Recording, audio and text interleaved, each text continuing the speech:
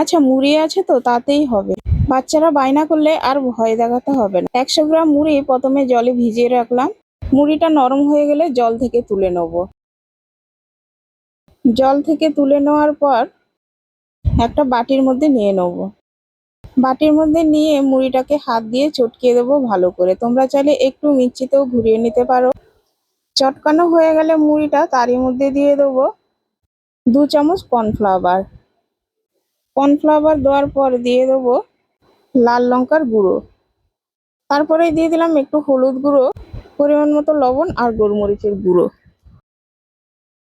সবকিছু দেওয়ার পর এটা আরেকটু ভালোভাবে চটকিয়ে এবার দিয়ে দেবো একটা ম্যাগি মশলা। ম্যাগি মশলা দেওয়ার পর আরেকটু ভালোভাবে চটকিয়ে নেবো। আমি কিন্তু একটু চিনিও দিয়েছিলাম সামান্য। এটা এবার কুরকুরের মতো লম্বা লম্বা করে তৈরি করে নেবো। লম্বা লম্বা করে সবগুলো তৈরি করে নিয়ে এবার তেলের মধ্যে ছেড়ে দেবো। মাখার সময় কিন্তু তোমরা একটুও জল ব্যবহার করবে না। খুব কম সময়ের মধ্যে তৈরি হয়ে যায় মুড়ির কুরকুরেটা। এবার বলো তো, বাচ্চাদের প্রিয় খাবারটা যদি বাড়িতে এত শর্টকাটে তৈরি করা যায়।